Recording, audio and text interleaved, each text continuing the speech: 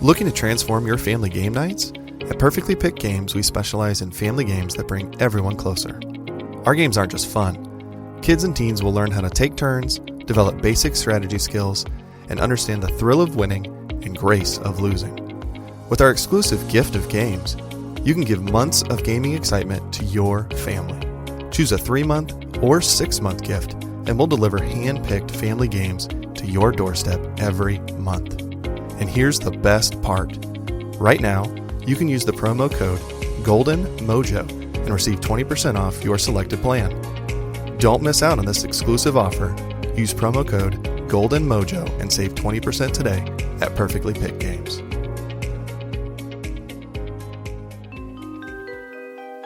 Hello, all you paranormal freaks.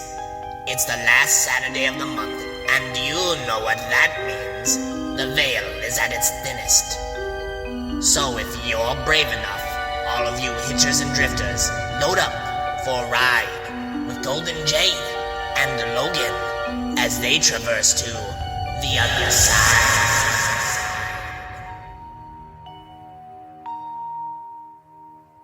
Hello, all of my paranormal freaks out there. It is Golden J, and I'm hanging out with his co-host and future ghost, Just Logan. Logan has been hiding out on us. Yeah. Oh, you might remember him from Team Tejas. You might remember him from Nostalgia Tug. You might remember him from the other side. But now you can find him on Twitch under, was it Bro Chizo? Yeah, it's Bro Chizo Streams. Yep. I was doing so good with getting all that stuff in there, and you're good. Fucked up the I can fucking point people in the right direction for any of my social media, so you're doing better than me. All I know is that I logged into my Twitch, and somehow I got logged out, and that's why I'm not getting notifications of when you go live. And I know you're streaming a lot these days, so Twitch is inconsistent about sending out those. Like last night, I was streaming, and I got somebody popped in right before I signed out, and they're like, "I just got notifications." I'm like, "We've been live for 3 hours." Oh man, you gotta hate it. It's just inconsistent. Sometimes they'll do it fast. Sometimes I'll end my stream and I'll get an alert like an hour later when I'm done. That's like, "Hey, Bro Chizo's live," and I was like, "My ass, I am not." Yeah, and you're live. You don't have like a fallback if somebody wanted to go back and rewatch. I've got on our channel now. I've started putting up on the Twitch channel. There is a most of the stuff I do gets dropped on the Twitch channel after I'm done, so it's there. There's a back catalog now. I started doing that a little bit before last year when we started picking up sponsors and stuff. We just started leaving it there so people can find us. And the Twitch, I never thought about the fact that people might go look for something on Twitch and then watch past stuff, but like, fuck, people do. Holy shit. Yeah. So. Listen, man, Tusop is that's their bread and butter. You know, people going back and finding the old episodes, and I think we had this conversation about a month ago that and the way that the Podbean is set up in general, you know, it only puts out so many episodes, and you have to go back in and change it up. And you know, shit, when we're almost 260 episodes in, you know, and you've only allotted for 250, It's like the 1s, 2s, and 3s fall off. So I have to go back in and rechange all that and make sure that stuff's still going out.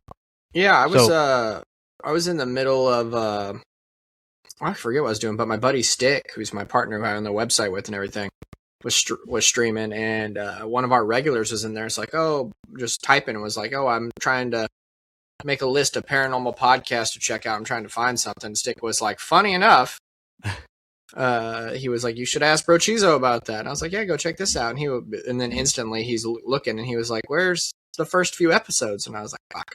I was like, I'll get right on it. Yeah, So I remember we had that happen in the past. Yep. Where they disappeared and everything.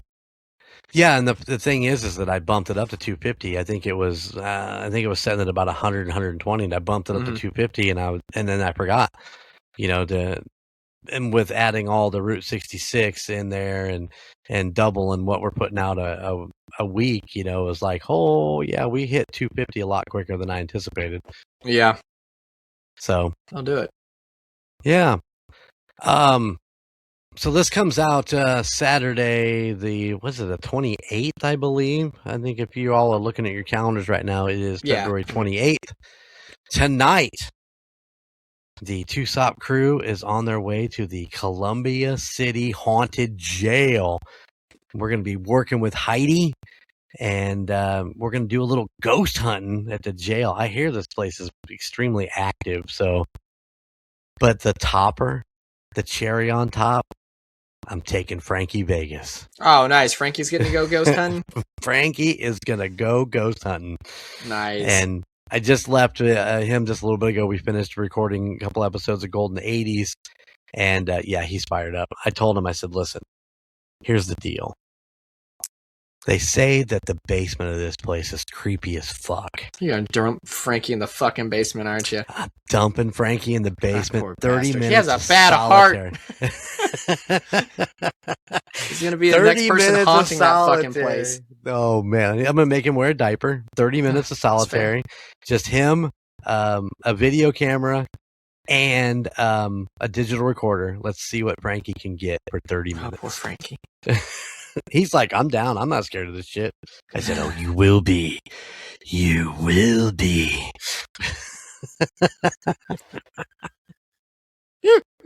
Oh, Frankie. I'm pumped, man. This is going to be his first outing in ghost hunting. And I'm like, you know, what do you want to do? And he's like, I just want to watch and learn and see how you guys do this. And I'm like, you're watching the wrong hombre. I don't know fucking idea what I'm doing. I wing it. I'm winging the hell out of it. That's so. I'm excited though, man. Like I said, get to work with Heidi. I think that'll be very enlightening. I think we'll learn a lot and how to do things the right way, or just to get stuff going on. So I'm pumped. That sounds dope. I hope you guys have fun. Oh, I know you're gonna have fun regardless. How long of a drive is that? It's only actually about 40 minutes from my house, so it's not bad at all. Fuck. No. And the cool thing is that Heidi's got an inn. She does a lot of stuff there throughout the whole season. They do a haunted house, I guess, there in October that'll blow your fucking mind. Nice. So she does a lot with that, getting stuff like that ready. And so we get to go in, and I'm like, okay, so what's our time? What are we looking for as time? And she's like, there is no time. You guys stay as late as you want. So, I mean, depending on what the rocker chick and J-Dub want to do, as far as, if we get there at 7, 11 or 12 is 5 or 6 hours, that's a lot of wandering. That's a lot of tape to go through, and it'll be interesting to see how late in the evening we go. So, well, that's rad. But I'm excited. We talked about Golden 80s a little bit. We just finished recording our tribute to James Van Der Beek. I'm a big fan. I got a James Van Der Beek signed Jonathan Moxon jersey from Varsity Blues. It hangs on my wall. I absolutely love that movie, and I loved him in it. I loved his stuff with How I Met Your Mother when he was on that. Of course, Jay and Silent Bob. Not necessarily a big Dawson's Creek guy, but some of his offshoot shit that I loved. I think he was great. I liked him in the B in Apartment 23, where he was literally playing himself. Okay, you ever seen that one? It had I have. It's you remember Jessica Jones, right? Oh, absolutely, yeah. It was a show with her in it before she was Okay. Jessica Jones, and she is this psychotic bitch, and she was friends with Van Der Beek, who was just Van Der Beek. And it was about some like wholesome country girl coming to the city and getting this apartment complex and meeting this crazy bitch and James Van Der Beek, and just like, it's just fucking wonky as shit, but it's fucking hilarious. And he was just playing like a ratcheted up version of himself, it was fantastic.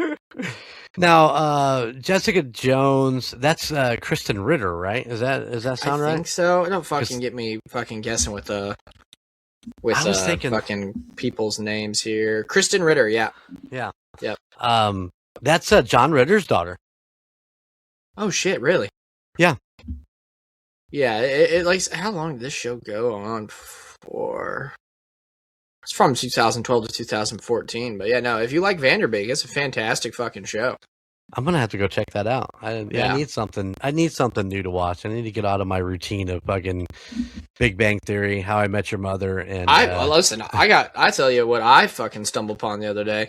I remember as a kid, growing up in the '90s, vaguely remember Mad About You with Helen Hunt, right? Yep. I seen that shit pop up on the TV on I think it's Hulu where I'm watching it, and I was like. I looked at Kayla, I was like, you remember the show? And she's like, vaguely? And I was like, me too. I was like, nobody ever talks about this show. I was like, but this was made by the same people that made Friends. Right. Because Phoebe's twin sister, Ursula, was a character before Phoebe was. Because she worked at the bar in Mad About You and was like a ditzy fucking waitress that forgot everything. And I was like, fuck it, I'll start it. And then I start this show, and the first episode, Helen Hunt gets banged on the island in the kitchen. This is like 1993 television, and right. And it's the dialogue's great, the acting's great. That's a weird thing about it on Hulu though, is that I got a big TV. They make the screen small. They do it in letterbox. Yeah, and it's like there's a lot of black space around it and everything. I was like, fine, that's fine too. Because so my thing was I was putting it on to have something to fall asleep to. Right. I end up watching the first episode, and I start looking for something else. She's like, "Why are you looking for something else?" I was like, "Well, now I won't watch it." I was like, "I don't want to miss stuff." I was like, "So every night now, I've been watching one episode before I go find something bullshit to watch to put you to sleep." It's a good show, and apparently it had it had like a miniseries revival a couple years back. I didn't ever hear about that. Yeah, it was. I'm trying to think. It was. I don't even think that it really caught hold. Mad About You was a big show, but at the same time, it wasn't. I was about to say, you know what I mean? It did 7 seasons, apparently. Yeah. But yeah, I enjoy it. A long time. What is his name? I can see his face. I can't think of who he is. Fucking lying. Mad About You. I'm trying to think. Like, nobody ever talks about the show. Like, you never hear anybody bring it up. That's Paul Butchman. Okay, I'm drawn. I mean, I know his face. He was in. He's been in everything. Fuck me. He's in Stranger Things. Yeah. Yeah. He was the fucking doctor in fucking Stranger Things. Right on. Beverly Hills Cops, My Two Dads. Yeah. Yeah, that was what I was. I knew that he had been in another sitcom, and I couldn't remember what it was. My Two Dads was a great fucking show. I used to watch that all the time. Richard Kine's in the show. I mean, like, there's a bunch of good people in this fucking show. And if I remember right, a lot of that that was a lot of launching points for several. Well, you just said it right there. The girl Lisa that plays Kudrow Phoebe ended up being bigger than fucking all of them. Yeah, but I mean, it's so cool to fucking. I do it with Miami Vice. I think Miami Vice was one of the biggest kickoff shows ever because it brought you Ed O'Neill. It brought you Lou Diamond Phillips. It brought you Bruce Willis. I mean, and that's just the tip of the iceberg. You can go back and and go through the laundry list of fucking actors that kicked off their career by doing a one-off episode of Miami Vice. I like it just because the dialogue, it just seems real. Like, a lot of shit nowadays doesn't seem real. Like, this opens up with this dude, this dude's just fucking mind his business in his fucking house, and his wife's like, "Why haven't we had sex?" And out of fucking nowhere, and he's like, "Were we having a fucking conversation that I wasn't aware of?" And she was like, "Well, we get married and we just stop having sex." And he was like, "No, we had sex, blah blah." She's like, "No, it's been 4 days."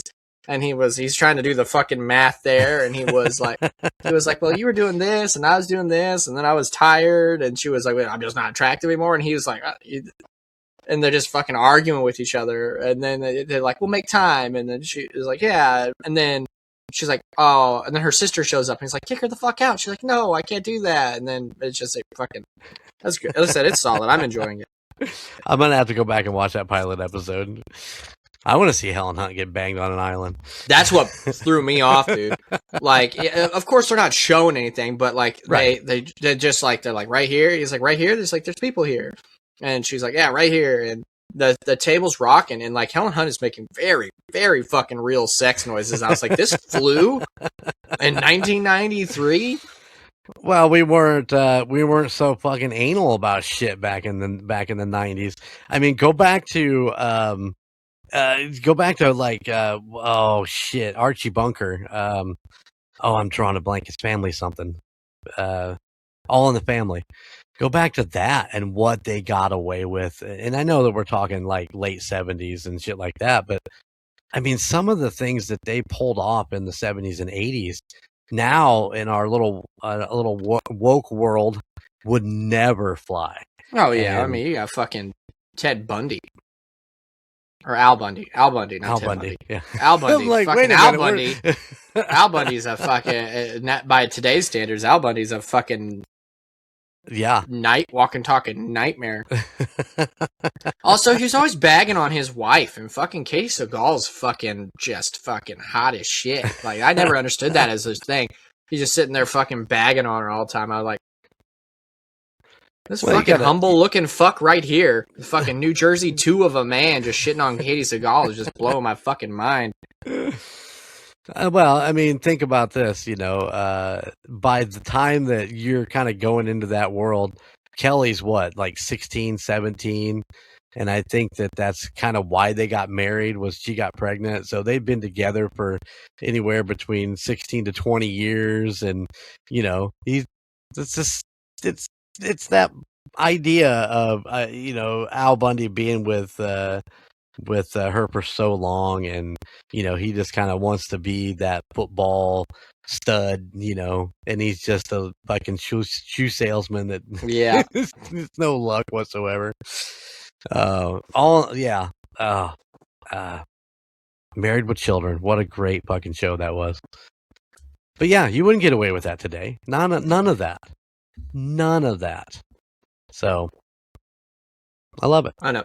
I just miss the way, like I said, in general, I miss the way they used to light TV and everything now, because now, like I said, the way everything's lit, it doesn't look real, doesn't look organic anymore, because like fucking Mad About You, everything looks like they're filming in an actual house. Right.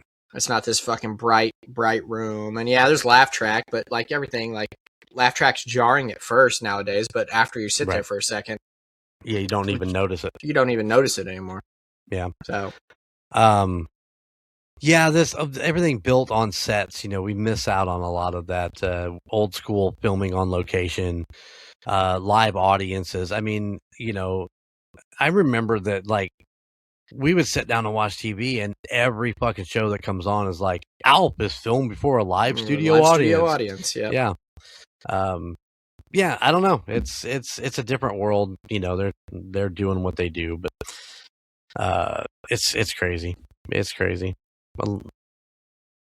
I don't watch much fucking shit today. I might sit down and watch, some cooking show with Bobbi, or if I'm looking for something in particular, I have this thing where I'm like digging into, the old Expedition X, the original one that Josh Gates brought out, because it was just better than some of the stuff it's all revolved around that now. You get back into the actual hunting of shit. I went back and watched the Island of the Dolls. Yeah. And that was such a great episode, and to go back to that. And of course, Jael, one of his researchers on there, is just smoking hot, and I'd watch her do anything. And I mean anything. Yeah. So, yeah, I don't watch them. My buddy Andy's been hounding me the last couple days about watching the new show called Landman with Billy Bob Thornton and Sam Elliott. Oh, I like the guy that makes that Taylor Sheridan dude. I like all the stuff he makes. Like he made fucking, God damn, why am I the Yellowstone and all that. Like this guy prints money. essentially. And you know this guy. This guy was on Sons of Anarchy for the first 2 seasons. He was the fucking deputy there, or that was about to be the sheriff. The one that he was the one that didn't like the club, and he was the younger guy. And then in the second, like the opening of the 3rd season, he just gets fucking hit by a car out of nowhere, and he's just gone. Yep. That's Taylor Sheridan, and the reason why he got written off is because he was like, I want to make my own show, and they're like, then get the fuck out of here. And now he's fucking richer than all of them. Well, I mean, it's funny because you say print money, and the first thought that came into my head was fucking Kurt Sutter. Yeah. And I mean, at one point, that guy could do no wrong. You know what I mean? Yeah. Well, he did. He learned. I quote him all the time because he said something that resonated with me. Is he went to do the Mayans? He did the first season of the Mayans, and it was his own show. He controlled it all, and he got fired. And people interviewed him like, "What happened?" And he was like, "I underestimated the unfuckability of the mouse because Disney had bought Fox and everything, and they told him they're like, you cannot do this." And it was a line about fucking Mickey Mouse. Oh. And he was like, fuck you, I made Sons of Anarchy, this is my show. Put it in anyways. And they fired him. They're like, you're gone. He was like, yeah, I underestimated the unfuckability of the mouse. He was like, they don't fuck around. And they just fucking... He was like, they won't make the show without me. They finished that show without him. Yeah, well, I mean, and it didn't go anywhere, did it? I mean, how many seasons they put out? I think like 4 or 5. I don't know. Those shows, as much as I loved Sons of Anarchy, those shows are too fucking bleak. Like it fucking wears on you. And as fucking bleak as Sons of Anarchy got, that Mayan show just fucking cranked it up. It was fucking just heartbreak after heartbreak. Just like, and you're just like, I can't. No, I'm not about this.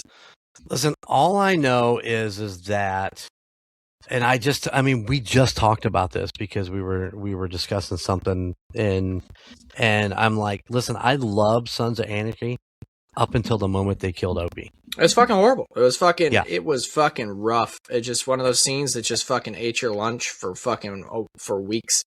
Well, afterwards. and you are one. I was ruined for 3 days. Yeah, until I stood in the middle of my yard and I screamed at the fucking sky, it's just a fucking show. Sometimes it's hard to fucking wrap your head around that, though. Sometimes it's fucking... It just fucking gets you. It's like The Ranch. I really like The Ranch. Right. And what happened with Danny Masterson and everything, it was wild in general, because I grew up watching him. He was Hyde. He was my favorite character in that 70s show. Yeah, and then I loved him in The Ranch. And all that shit happened, and by all means, if he did what he did, he got what he got. Right. But like that show always had its nodes of seriousness and everything, but it just it changed direction. It went from like every now and then having a serious thing to just heartbreaking. It was just fucking. It was every episode was fucking heartbreaking. The fucking cult was getting fucked every which way every episode. Right. The fucking ranch was getting fucked. There was like he was fucking optimistic that he was like, he's out there. And as a viewer, he's like, he's not coming back. Right. Like, and it's just, I was like, it got too fucking bleak, and I was like, God damn. Yeah, listen, I love The Ranch. I love Sam Elliott. Sam Elliott's fantastic. I think he really brought that show together. I'm not an Ashton Kutcher fan per se, because he kind of just plays that dopey dumbass, and know, I'd like to see him actually pull something, a little bit better than that. But I love The Ranch, and you're not wrong. And bringing Dax Shepard, didn't do it any good. It didn't. It really. I get what they tried. They tried to go with somebody else that's kind of got that appeal to him, and it didn't work.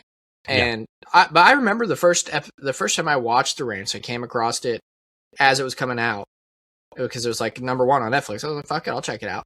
I can't tell you how jarring it was to sit down, and it was like a sitcom, and there was a laugh track, and all of a sudden Sam Elliott says fuck. Yeah. And you're like, yep.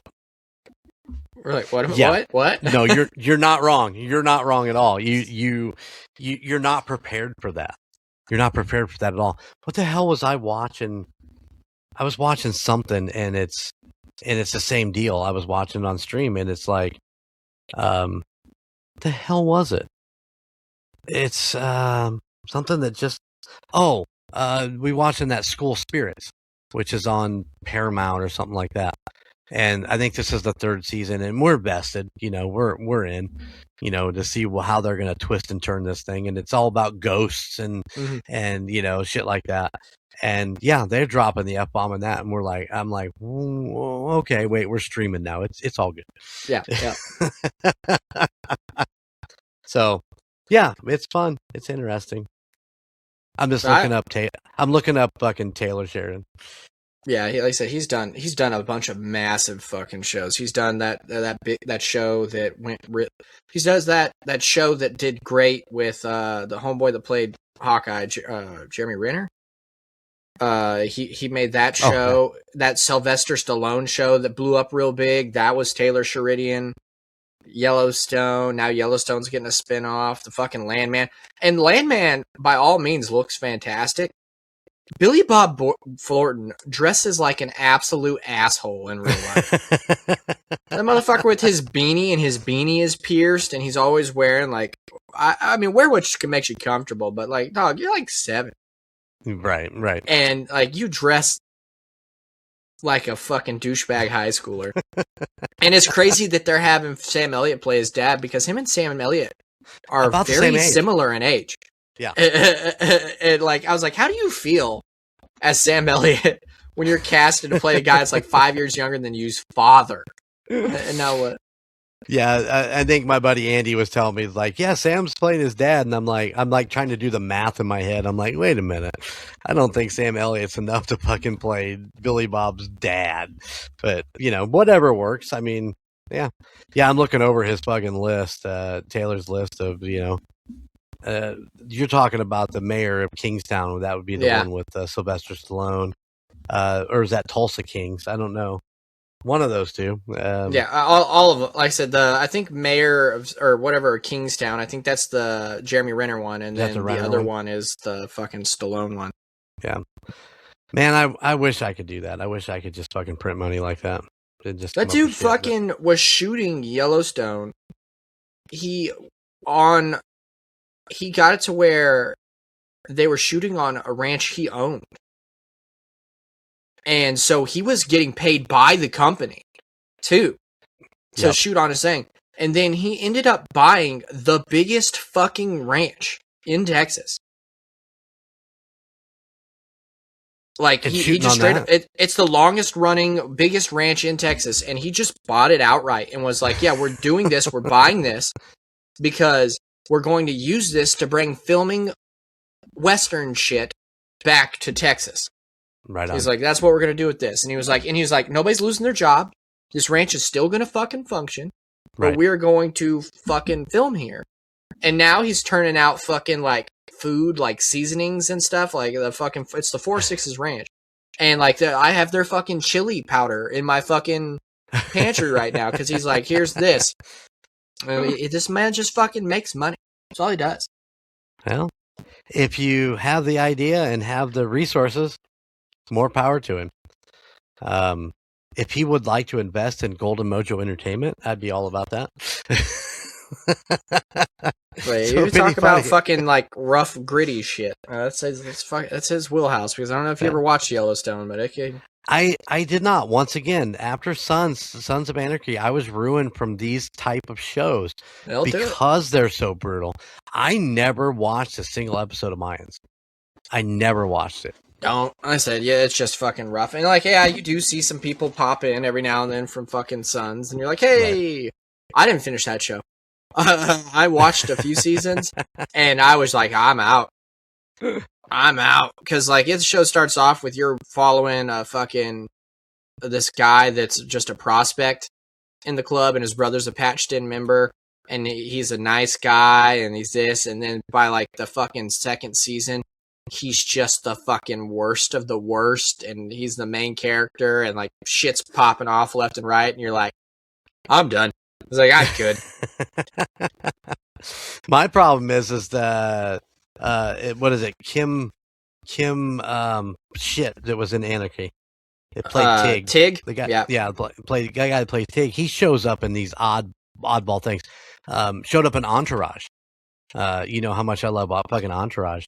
And he shows up, and all I can do is just flash back to Sons, and I'm like, no, I just can't do it. I mean, I don't dislike the guy. He's never done anything that I'm like, oh, this is terrible. But it's like that character ruins anything that I see him in afterward. And he ends up being a piece of shit producer in Entourage who fucking kills himself after doing way too much coke. And I'm like, yeah, that tracks. That's fair. I mean, it's the same with Sons. Walter Goggins right now is massive. Like, I love Walter Goggins. He's fucking massive. He's in all these new shows. He's in Fallout and stuff. He's killing it. He was in Sons as the fucking the trans woman that Tig was fucking big tittied Walter Goggins in Sons. Absolutely. And that's when I see him, I'm like, hey. Yeah, but see, I loved him in Justified. Oh yeah, that's fair. Playing the bad guy in Justified. So when he did show up in Sons, I'm like, yeah, that's just fucking weird, but just go with it. He's pretty cool. Yeah, no, he's a fantastic. What is it? Goggins Goggles now is what his new sunglass company or whatever. Oh shit, I didn't know he was doing that. He's been throwing I think with GoDaddy. He's in bed with GoDaddy right now for your websites and shit like that. So he's been doing a shit ton of commercials for Goggins Goggles and helping build the website for his new sunglasses. Yeah, he's been killing it out there. He's getting big. I haven't seen the Righteous Gemstones, but I've seen clips of him in it, and he's fucking hilarious. Right on. Yeah, the dude's amazing. Like I said, I first learned him in Justified, and of course he showed up in Sons. But yeah, I don't really think there's an acting job that dude can't do. Yeah. I'm trying to think of what else I seen him in not too long ago. Something he just kind of popped into. He's done a lot of stuff. Like I said, he was in that fucking Predators movie with Topher Grace way back in the day. Right on. He was in that. What else was he in? He was in a bunch of shit. That's one of those people that's always been consistently working, but I think just now people are realizing like he can be a front man. Like He's fucking solid. He's in the fucking Hateful Eight. I guess he was in Ant-Man and the Wasp.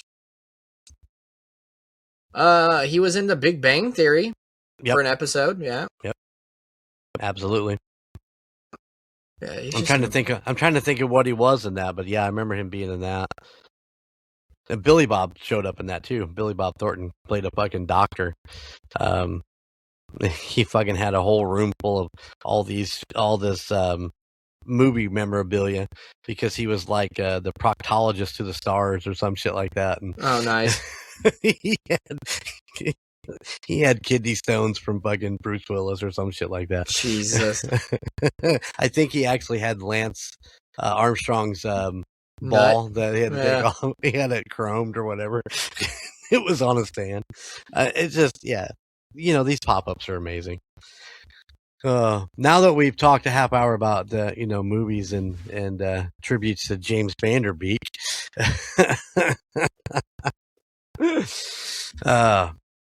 do we need to get into today's episode? To what we're gonna talk about? I'm gonna have to have you fill me in. Looks, good lord, where are you starting tonight? Like we are gonna start at episode 251. So Lady Wonder. Yeah, Lady Wonder. And just from the title, what would you get from that? Is it a psychic thing? No, but that's what you would think. I feel like that gave Madame Cleo vibes. Well, some lady at late night being like, call Lady Wonder. I shouldn't say no. It is a psychic thing, except Lady Wonder was a horse. Oh. Yeah. J-Dub takes us on the adventure of Lady Wonder, and of course, J-Dub. Ghost. Yeah, that's right in her wheelhouse. Talks about this psychic horse who had predicted, I think, I don't remember how many correct elections of the governor and the president. I think it's quite a deal. But the lady who owned Lady Wonder actually made a giant keyboard in order for her to spell out specific things that the horse was trying to let people know. So it was an interesting episode to talk about this psychic horse. Eventually I gotta get back and listen to these episodes, because I can only fathom what it's like J-Dub talking about a fucking psychic horse for fucking 39 minutes. Yeah. she had a good time with it. That's for I'm sure sure. she did. But yeah, it was an interesting story. And I think when we finished up, we kind of, if I remember right, obviously, we recorded this, months ago. Yeah. Because this one came out on February 4th. So yeah, we recorded it sometime early January. But yeah, trying to think of how we talked about it. There's some things that we kind of tried to tie in with the owner to the horse, and there was some people that did some funky things to try to disprove that the horse was psychic. And we kind of talked about that a little bit, and different stuff like that. But the connection between the owner and the horse, I think, was super strong, and I think that's where a lot of that energy came from. So fair. People that own horses seem to like there doesn't seem to be a fucking middle ground. No. It's like if you fucking have horses, you're just you love fucking horses. Yep, absolutely.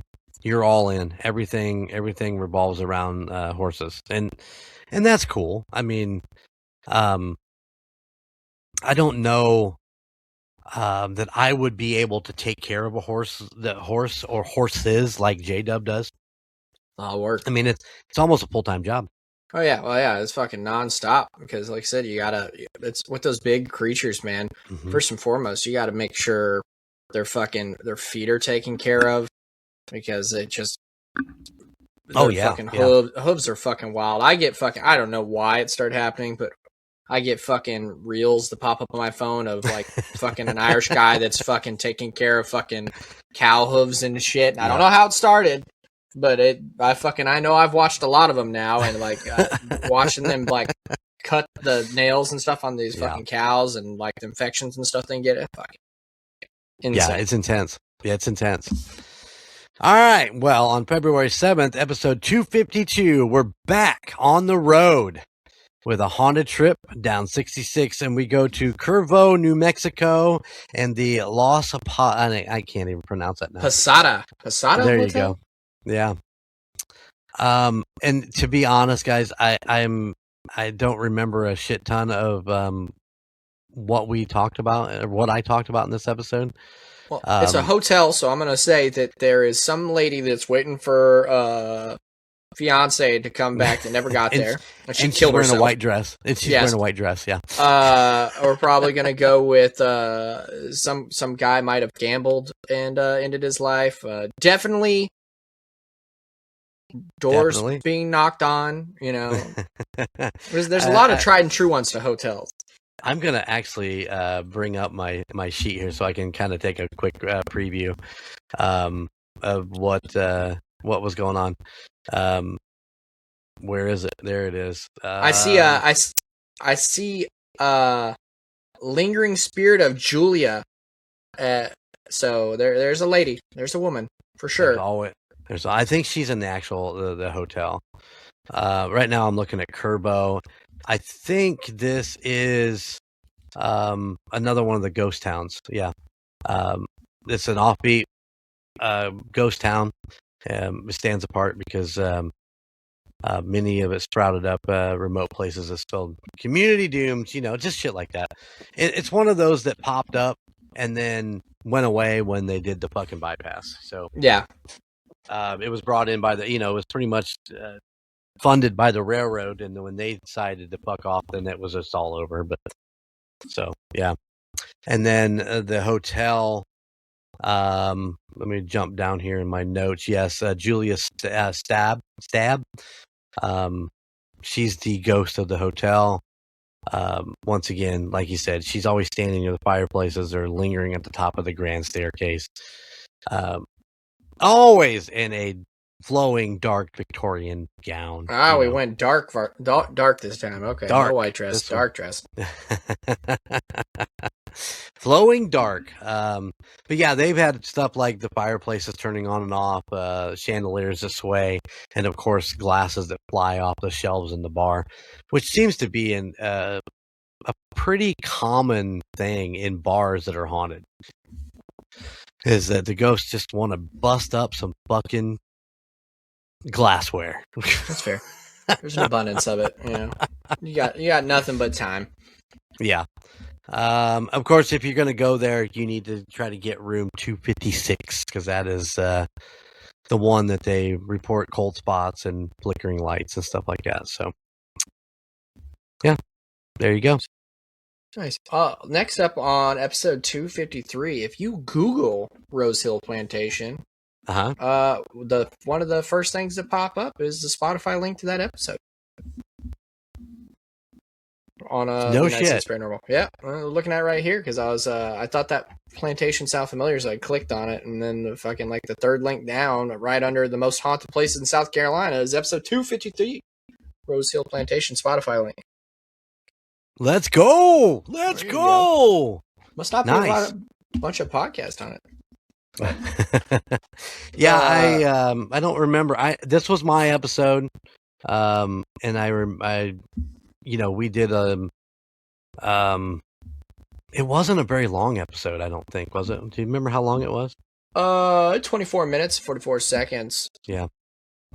Unfortunately, guys, as we get into almost 300 episodes, a lot of these stories are a lot shorter, so our episodes are a lot shorter. But yeah, definitely Rose Hill Plantation. We're talking Civil War, and stuff like that.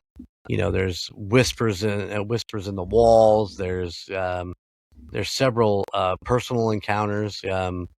Paranormal investigators recording and getting knocks or voices coming through, and just it's I love these plantations, and I've loved these plantations even more since I actually got to go investigate one, because I think that there's a lot of just echoes of the past inside of this. Well, yeah, especially like with this one where there was a copious amount of slaves buried on the property. Right. With this one. So, like I said, any of these old plantations are just riddled with rough stuff. Because, like I said, back then there was slaves. There was even when it wasn't just the slave stuff. I mean, people had massive families back in the day because people were always having kids because people did not survive. So they're like, oh, if we have 12 kids, likely a few of them will make it to adulthood. We might get 8 out of that. Yeah. Yeah, it's sad to say, but you're dead on because. With the fact of all of the diseases that they didn't have any treatment for, they're kind of stuck. So, yeah. And half the time they're like, somebody sets out to build the house, and then that person dies, and their spouse remarries, and then finishes the house. So right. It's a lot of similarities with all these plantation houses. Yeah, no, and you got to think that time frame. I mean, when a plantation was a plantation, it was a certain time. So, yeah, there you go. Let's go to Valentine's Day, February 14th, episode 254, back on 66. We're going to Mine Shaft Tavern and High Noon Restaurant. I mean, those just speak for themselves, don't they? I don't need to explain any of that, right? Is it a literal tavern and a mine shaft? No. It was a tavern built because, back in, what was it, 1895, it was built for the coal diggers after their long shifts. So, oh yeah, you want to fucking crawl out of the mine. The first thing you want to do is fucking knock the fucking coal dust off your lungs with some fucking whiskey. It's just it's understandable. Yeah. Of course, with the tavern, The original tavern burnt to the ground in 1944. In 1947, they rebuilt it, and that's how it stands today. So, I mean, you ever notice that with some of these lingering places that have burnt to the ground and they rebuild and then they just fucking get crazy? I'm surprised it took them so fucking long to rebuild. I'm surprised those fucking miners didn't fucking get that shit done fucking week. I'm trying to think. I don't remember if I told when the mine actually closed. I guess it would be in the 1950s. The coal demand collapsed and then the mine closed. So sometime in the 1950s. This is actually in the town of Madrid. Madrid, New Mexico. Yeah, and now it's basically just a fucking, it's a nobody. There's nothing there. There's not really anything there. I think the tavern itself, I mean, it still stands, but I think it's dilapidated. Yeah, that's a big word. Dilapidated. Yeah, a lot of those fucking coal towns, mining towns in general, all just fucking got shuttered and left alone. But now the new hip thing to do is for fucking hipsters that somehow have money go out and buy them, right? And fucking run around and go back into mines and find old denim and sell it for money and turn it into B&Bs. Right. Listen, and I'll tell you what, man. Big respect for those guys. Especially in that time frame. That was a dangerous job. It's fucking scary ass job. You could not fucking pay me. I'd be sucking dick for money long before you put me in a fucking hole in the ground like that. Ain't no shot. There you go. There's a visual. Yeah, I ain't doing it. I ain't mining for nothing. I ain't going under the ground. No, thank you. We were in Kentucky many years ago, and we ended up going down to see family in Hazard. And I remember sitting on the porch there in Hazard drinking a beer and watching up the side of the mountain these giant bucket cranes or whatever digging into the side of this mountain as they were mining coal. And it's one of the most bizarre things I ever watched, because one false step and that whole thing is coming down, and whoever's in it is just going to eat shit when they get to the bottom. But like I said, mad respect to the coal miners. They put their lives 100% at risk. It's, even if they're not in a mine that collapses or something bad goes there, they're still sucking that dust. And in the early days, they didn't mask up. They just went. No, they didn't. They just went down there and fucking inhaled all that shit and got the fucking black lung and God knows what else. And hell no, ain't about it. And of course, the High Noon restaurant is in Old Town Albuquerque. It was, I believe it was a brothel, wasn't it, at one point?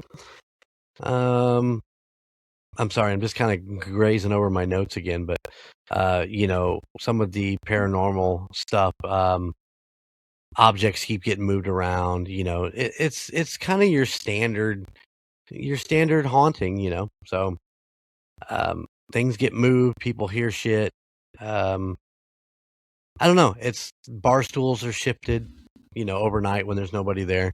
Doors are open and closed without explanations, I mean, like I said, you get into some of these places along Route 66 and it's kind of just your run-of-the-mill haunting, Yeah, there's only so many ways you can haunt the place for the most part, Yeah, I feel like I'm a broken record with some of these things, especially doing two places at the same time, and they're like almost identical haunting shit. And I'm like, oh, okay.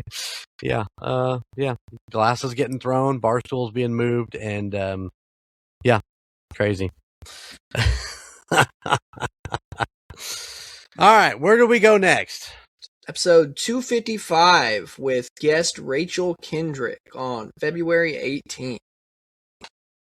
Listen, shout out to Rachel. It was nice having her on the show. She actually reached out to us. She actually did the Unexplained Archives, and course with our connection there, with Jamie and Jennifer, she reached out and said, "Hey, I'd love to come on and do the United States Paranormal." And Golden Jay might have screwed some things up along the way because he was so distracted with all the home stuff going on. The night that we were supposed to record, I didn't communicate well, and we missed it. She like, well, I haven't heard anything, so we're not. I got other plans, we didn't record. But she was so graceful and gracious that she rescheduled so that we could actually do it. And her story is interesting. As a young teenage girl, kind of getting into some of the Wiccan things and summoning some power, she actually made something manifest outside of her friend's house. And I'm not 100% unconvinced that there wasn't something already in the house, that because like her friend's boyfriend was getting choked when he would like stay over. He had a sensation. Yeah. It wasn't the sexy kind. I hate to hear it. But he had the sensation of being choked out, while he slept, and he just quit coming over to stay the night. I mean, maybe that was something that her parents were doing that, so he wouldn't stay. I have no idea, but and then a few months later, almost close to a year, there was some things that happened in her house, and I was helping her try to make that connection, and maybe she took something out of that house and brought it with her, and so on and so forth. But she's an artist. I mean, her accomplishments is amazing. She's an artist. She's an actor. She's a director. She's a paranormal enthusiast. And all that stuff. Worked with. I think I don't know that she actually worked with James Franco, but James gave her some advice, maybe, I think, along the way, because she knew somebody that knew James, and they did some talk or whatever. But she's definitely got a website that she works out of for her art, her Instagram, and all that stuff is on the episode. Nice. So you can go check that out. So, yeah.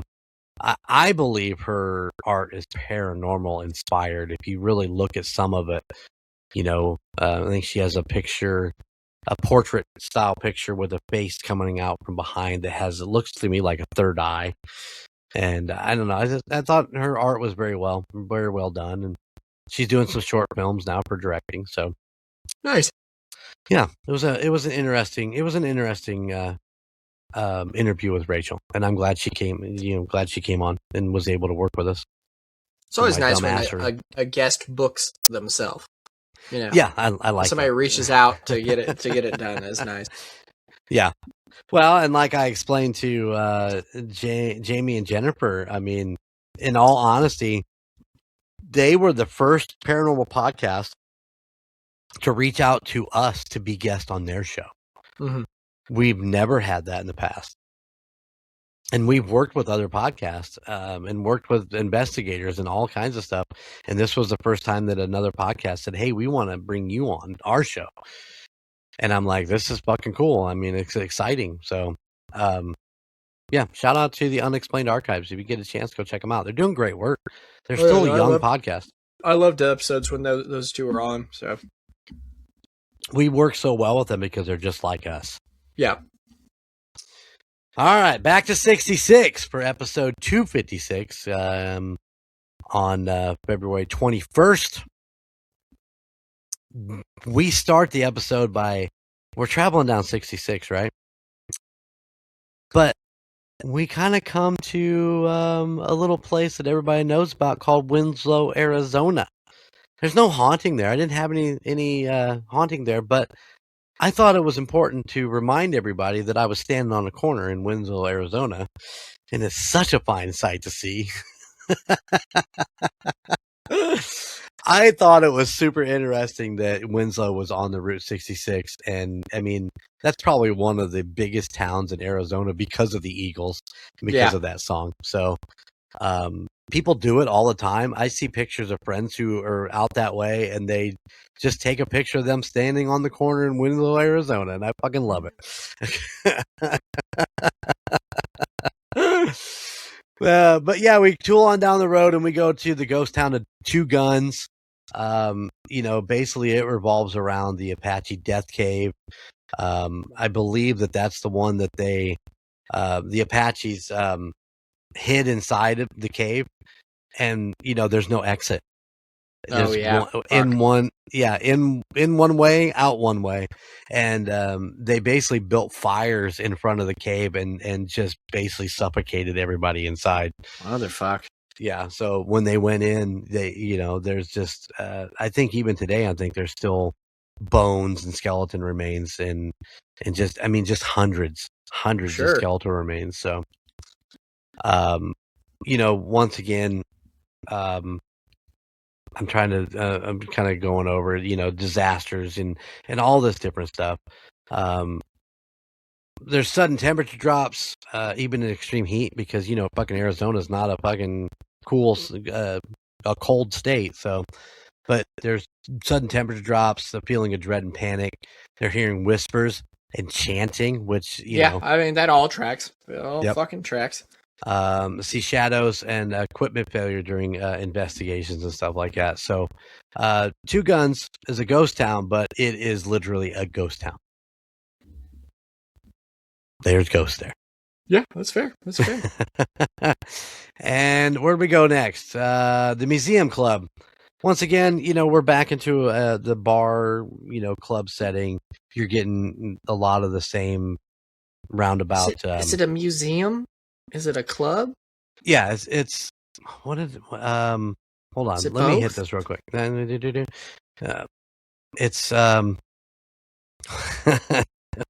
bless America. I'm glad that our fans love us, because sometimes I'm an idiot. Listen, this is Logan's fault. I didn't get a chance to listen to any podcasts. Normally I summarize and everything, and I've been busy. Actually, in 1931, originally operated as a roadhouse and dance hall. Ooh, so people were swinging in. Named the Museum Club itself as a nod to the strange memorabilia once displayed inside. Gotcha. So there you go. Yeah, when I record these things, it doesn't hold. But apparitions near the stage and dance floor, cold spots throughout, lights flickering, footsteps and voices after closing, and a shadowy male figure seen near the back and bathrooms. Ooh. So you want somebody is a ghost in the bathrooms. All I can think about is fucking Harry Potter and Moaning Myrtle. Fucking Moaning Myrtle. Jesus. Oh, come on, man. You know what I'm talking about. Fucking have to haunt the bathroom. Fucking good lord. Oh, and then we move on to episode 257. This is the Vulture City Ghost Town. Also in Arizona. And the rocker chick took us there because Josh Gates took us there. Is that right? Fair. Is that the one that were you watching the destination thing? And yeah. Well, she was, and she really liked it. I believe is that the Jack Osborne episode. I think that's where Jack was on that episode because the main guy was on paternity leave because his wife just had a kid. So Jack filled in for him, did an amazing job. But yeah, she saw that and she's like, I want to do this. And I'm like, good, do it up. Yeah, so, I mean, Vulture City, it's a ghost town and it's falling apart. Let me tell you, there's not much left of it. But to be honest, there may not be anybody living there, but there's still people living there. Yeah. All kinds of cool stuff going on in Vulture City. Go check out the episode that just dropped on this last Wednesday, February 25th. Yeah, I was going to say 25th. Yeah, for sure. And I think I vaguely remember watching that episode. If it is in fact on Jack Osborne in it, I think it's a distinct possibility. I mean, it's streaming. You can get it. I mean, if most everything Jack does via the paranormal stuff, other than dude. I could live without the episode that he did with Jason Mewes they did their Bigfoot one, because Jason Mewes is kind of a goofy bastard. But let me tell you about the Double Dutch Rudder. Oh god, I fucking love that movie. It's been a minute since I've seen that one. That's a great movie. Yeah, it took me a minute to realize that was Jay from James. Yeah, it's Van Der weird Beek. when he cuts all of his hair off and everything. Yeah. It was a little concerning. Like it didn't look much like him. Yeah, for sure. Didn't look anything like him. Yeah, I love Jack in the paranormal aspect. I think he's doing an amazing job. I'd like to see more of him out and about doing all that stuff. I think with everything going on, it's just kind of, been shut down for a moment. So Yeah. hopefully he'll be back and he'll have another show that we can enjoy. So maybe we'll see maybe we get Jack on here. That'd be something. I mean, the worst thing you'd tell me to fuck off, right? That's fair. Yeah. Worst they can say is no. Well, the worst they can't. The worst isn't always no. It can always be worse than no. I don't want to be on your shit show. You gotta. Yeah. Just go fuck off. So there you go. The rundown. The February review show. And remember, this episode, I was going to say, not this Saturday, but Frankie Vegas, J-Dub, the Rocker Chick, and Golden J are going to be going to do some more paranormal investigating, so that will be coming up. I imagine that'd probably be, I think that'd be an April episode, huh? I'm thinking April, depending on how long it takes me to get through all the audio and stuff like that. I definitely want to bring Heidi back on for that episode. We'll probably get Frankie in the studio for that episode. So that I can play back the audio clips and what if and what we catch. I've got cameras that I'm taking. Hopefully we can do better at catching stuff. Yeah. After I left Lloyd Hall and started reviewing the video, I'm like, you are a fucking terrible videographer. And that's why Chico does it, not Golden J. So I've got some new ideas, of how I want to run things and so on and so forth. So I want to do some interviews. I want to do some stuff that I can put on Patreon, some extra stuff where we're sitting there talking to Heidi and maybe Frankie, the stuff that while we're in there is going on. And so, yeah, I got a couple ideas of things I'd like to shoot while I'm there. This is just a fucking bridge to hopefully doing them more of this and, our little other side project that we've been talking about, which I think is going to happen, but I'm not 100% sure just yet. But, circumstances tend to maybe not letting it happen, but we're going to keep working on it. So we'll see where it goes. But there's a lot of, just like you, the creative mind is flowing on every direction. Yeah. And, I just want to get rid of my 9-to-5 job. I want to go enjoy life and shoot content and bring it to the people. And that's the ultimate goal here. So with that said, I need your guys' help. Go to the UnitedStatesParanormal.com. Go check out the merch store. I mean, everything's still up there. You can go buy a Camptober shirt. It's still on there. I know that I was going to pull it end of the year, but I'd love for somebody to be repping some Camptober. There's still some Vamptober stuff up there, and Dolltober all there. Or you can get a Celestial Stag. You can get Great White Bald Beaver, and hopefully sometime soon you'll have Greta. Well, we're going to be working on that. So we got a few ideas, but we want to put together the Greta the Gremlin J-Dub Jeep show, or what. I don't even know how we're going to pronounce it yet. Fucking good luck. So hopefully we can put something like that together. We're excited about it. But yeah, go to the website, get yourself some merch. You're helping us out big time if you do it. Or you could join our Patreon, patreon.com/Tucson. Also, there's a YouTube. Get on there. I'll send you a poster. It's autographed by all four of us. It's fucking amazing. Yeah. All right. You want to take us out? All right, ladies and gentlemen, I know what you're thinking. The day is long. The night's long. Life's long. And eventually it's got to end. I'm ready for that rest, baby. Let's go. Long nap. Let's go. Don't sweat what's on the other side, man. It might be spooky. You might haunt a bathroom, but regardless, me and Golden Jay will be there waiting for you on the other side. Just hope it's not in the shitter. Oh, moaning Logan. Ew. Yeah, I ain't about it. I can see it now. You drop a deuce? Are you pooping? Nice. Later. Catch y'all later. Bye. Thank you for listening to the United States of Paranormal podcast. Check us out at theunitedstatesofparanormal.com, where you can find our Spotlight of the Month, Fan of the Month, and all of our amazing merchandise.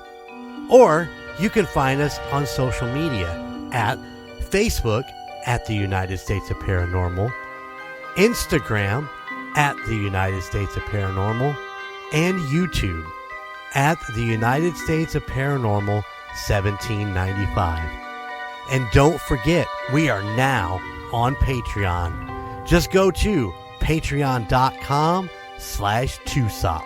Please check out the other podcasts in the Golden Mojo Entertainment Network of podcasts. Golden 80s, Indiana Chiefs Fans, Gridiron Kings, Murd Nerds, The Nostalgia Tug, Real Terror, and the Puck Yeah podcast.